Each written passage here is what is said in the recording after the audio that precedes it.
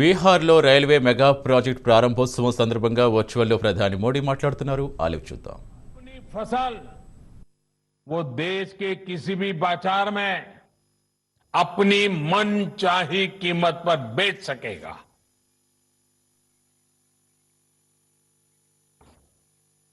ये हमारे कोऑपरेटिव्स, कृषि उत्पादक संघ, एपीओस और बिहार में चलने वाले जीविका जैसे महिला स्वयं सहायता समूहों के लिए एक सुनहरा अवसर लेकर आया है। साथियों, नीतीश जी भी इस कार्यक्रम में मौजूद है। वो भली भांति समझते हैं कि एपीएमसी एक्ट से किसानों का क्या क्या नुकसान होता रहा है। यही वजह है कि बिहार का मुख्यमंत्री बनने के बाद अपने शुरुआती वर्षों में ही नीतीश जी ने बिहार में इस कानून को हटा दिया था। जो काम कभी बिहार ने करके दिखाया था, आज देश उस रास्ते पर चल पड़ा है। साथियों, किसानों के लिए जितना एनडीए शासन में पिछले 6 वर्षों में किया गया है, उतना पहले कभी नहीं किया गया। किसानों को होने वाली एक एक परेशानी को समझते हुए एक एक दिक्कत को दूर करने के लिए हमारी सरकार ने निरंतर प्रयास किया है। देश के किसानों को बीज खरीदने में, खाद खरीदने में, अपनी छोटी छोटी जरूरतों को पूरा करने के लिए किसी से कर्ज न लेना पड़े, इसके लिए ही प्रधानमंत्री किसान कल्याण योजना शुरू की गई थी। इस योजना के तहत अब तक देश के 10 करोड़ किसानों के खाते में करीब करीब 1 लाख करोड़ रुपए सीधे किसानों के खाते में ट्रांसफर किए जा चुके हैं। कोई बिचौलिया नहीं। किसानों को पानी की दिक्कत ना हो, किसानों से अटकी पड़ी सिंचाई, दशकों से अटकी पड़ी सिंचाई, वो परियोजनाएं पूरी हो, इसके लिए प्रधानमंत्री कृषि सिंचाई योजना पर करीब 1 लाख करोड़ रुपए खर्च किए जा रहे हैं। वो यूरिया जिसके लिए लंबी लंबी लाइनें लगती थी, जो किसानों के खेत में कम और फैक्ट्रियों में ज्यादा आसानी से पहुंच जाता था, अब उसकी 100% निम कोटिंग की जा रही है। आज देश में बड़े स्तर पर कोल्ड स्टोरेज का नेटवर्क तैयार किया जा रहा है। फूड प्रोसेसिंग से जुड़े उद्योगों पर भारी निवेश किया जा रहा है। 1 लाख करोड़ रुपए का एग्रीकल्चर इंफ्रास्ट्रक्चर फंड बनाया जा रहा है। किसानों के पशुधन को बीमारियों से बचाने के लिए देशव्यापी अभियान भी चलाया जा रहा है।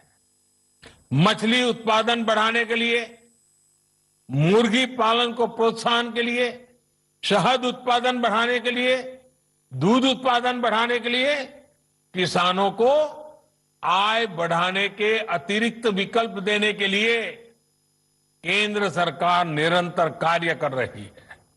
साथियों, मैं आज देश के किसानों को बड़ी नम्रतापूर्वक अपनी बात बताना चाहता हूं, संदेश देना चाहता हूं। आप किसी भी तरह के भ्रम में मत पड़िए।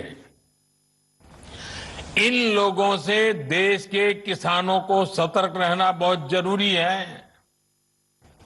ऐसे लोगों से सावधान रहें जिन्होंने दशकों तक देश पर राज किया और जो आज किसानों से झूठ बोल रहे हैं।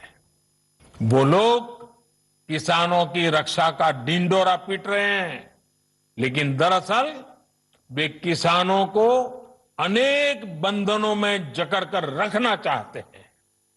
वो लोग बिचौलियों का साथ दे रहे हैं। वो लोग किसानों की कमाई को बीच में लूटने वालों का साथ दे रहे हैं।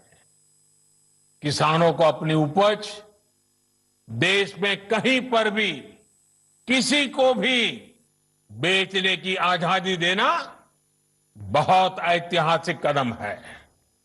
21वीं सदी में भारत का किसान बंधनों में नहीं, भारत का किसान खुल करके खेती करेगा, जहां मन आएगा अपनी उपज बेचेगा, जहां ज्यादा पैसा मिलेगा वहां बेचेगा, किसी बिचौलिए का मोहताज नहीं रहेगा और अपनी उपज, अपनी आय भी बढ़ाएगा।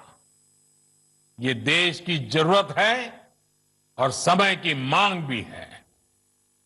साथियों, किसान हो, महिलाएं हो, नौजवान हो, राष्ट्र के विकास में सभी को सशक्त करना हम सभी का दायित्व है। आज जितने भी प्रोजेक्ट्स को समर्पित किया गया है वो इसी दायित्व का एक हिस्सा है।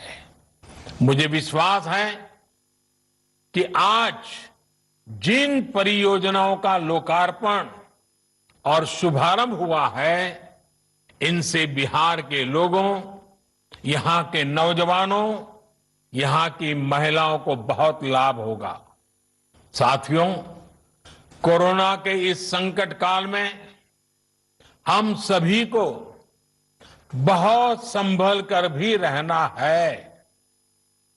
थोड़ी सी भी लापरवाही आपका और आपके अपनों का बहुत ज्यादा नुकसान कर सकती है। इसलिए मैं बिहार के लोगों से, देश के लोगों से अपने आग्रह को फिर दोहराना चाहता हूं। मास्क जरूर पहने और ठीक से पहने, 2 गज की दूरी का हमेशा ध्यान रखें, इसका पालन करें, भीड़ भाड़ वाली जगहों पर जाने से बचें, भीड़ लगाने से बचें, अपनी रोग प्रतिरोधक क्षमता, अपनी इम्यूनिटी बढ़ाने के लिए आयुर्वेद की परंपरा वाला जो काढ़ा होता है उसे पीते रहें, गुनगुना पानी पीते रहें, निरंतर अपने स्वास्थ्य पर ध्यान दें। आप सतर्क रहिए, सुरक्षित रहिए, स्वस्थ रहिए, आपका परिवार स्वस्थ रहे, इसी कामना के साथ आप सबका बहुत बहुत धन्यवाद, बहुत बहुत शुभकामनाएं। ये सीधी तस्वीरें देख रहे थे आप।